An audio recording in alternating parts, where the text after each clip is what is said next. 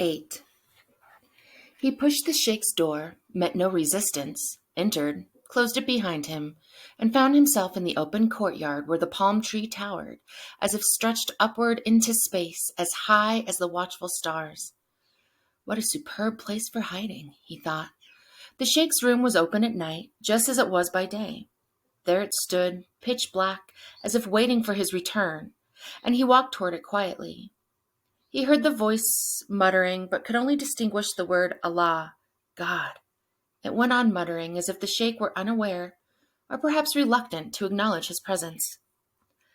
Said withdrew into a corner at the left of the room, close to his pile of books, and flung himself on the rush mat, still in his suit and shoes, and carrying his revolver.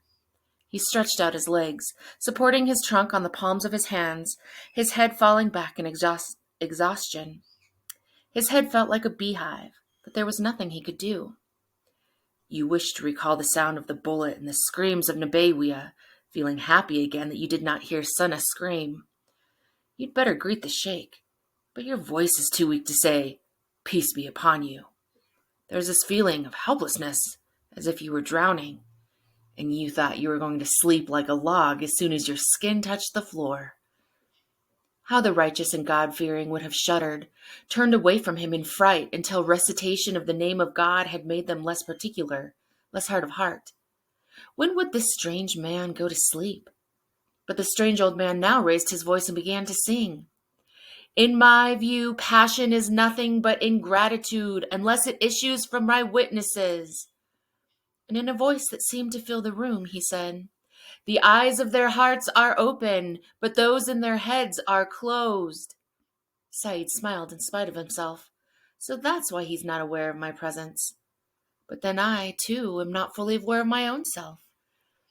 The call to the dawn prayers rose above the quiet waves of the night. It reminded him of a night he'd once spent sleepless until the same call to the dawn prayers, excited over some special joy promised for the following day. On that occasion, he'd got up as soon as he'd heard the call, happy at release from a night of torment, had looked out of the window at the blue dawn and the smiling sunrise, and he had rubbed his hands in anticipation of whatever it was he'd been about to enjoy, something he had since completely forgotten. And therefore he loved the dawn, which he associated with the singing of the prayer call, the deep blue sky, the smile of the approaching sunrise, and that unremembered joy.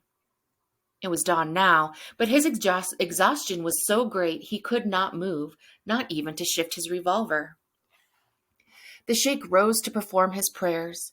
Showing no awareness of Said's presence, he lit the oil lamp, spread out the prayer mat, took up his possession on it, and then suddenly asked, Aren't you going to perform the dawn prayers? Said was so tired he was incapable of giving an answer, and so no sooner had the sheikh began his prayers than he dropped off to sleep. He dreamt that he was in jail, being whipped despite his good conduct, screaming shamelessly, but not offering any resistance. They gave him milk to drink. Suddenly, he saw little Sunnah lashing Rauf Ilwan with a whip at the bottom of a staircase. He heard the sound of a Quranic recitation and had the impression that someone had died, but then he found himself, a wanted man, somehow involved in a car chase. The car he was driving was incapable of speed.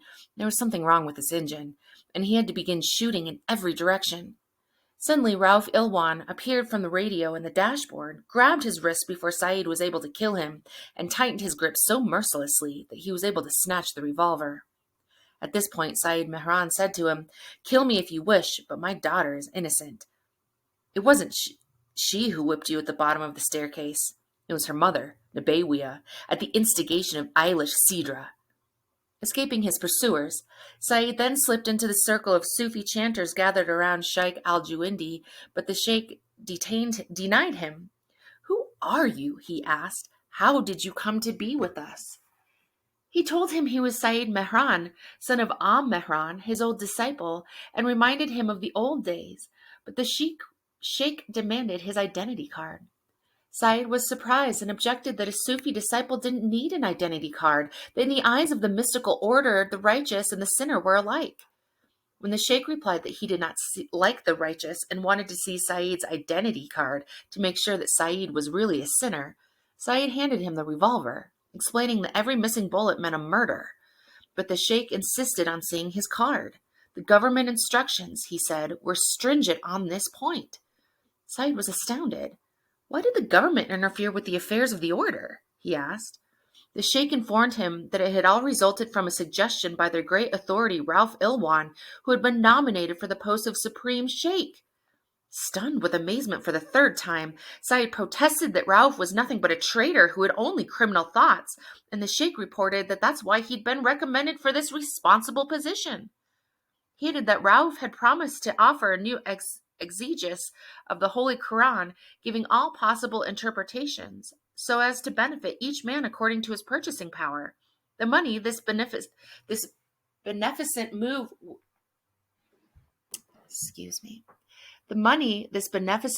would bring in would be invested in setting up clubs for shooting, hunting, and committing suicide.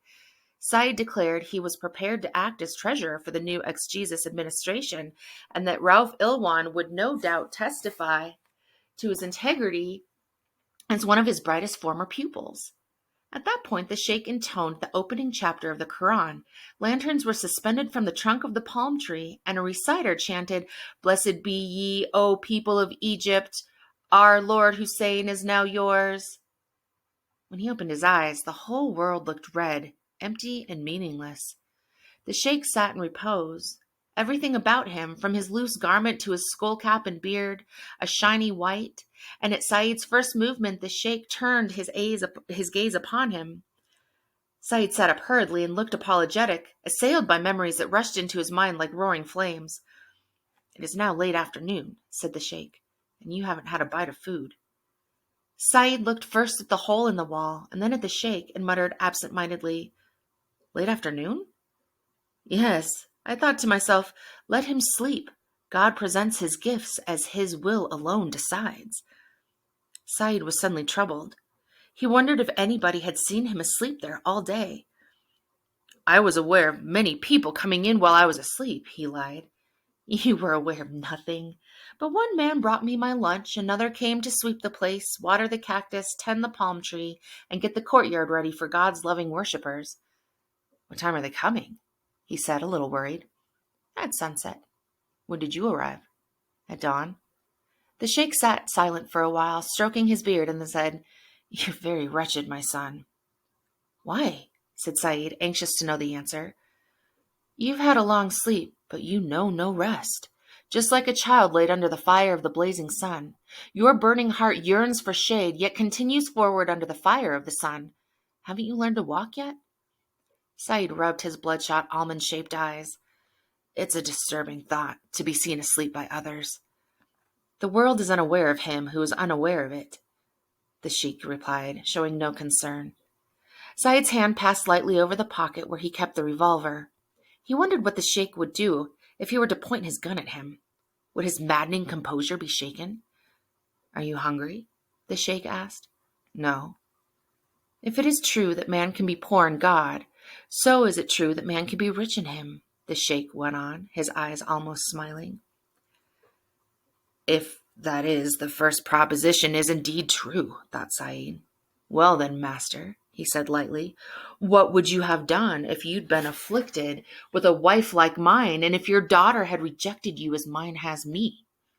A look of pity appeared in the old man's clear eyes. "God's slave is owned by God alone." "Cut off your tongue before it betrays you and confesses your crime. You wish to tell him everything?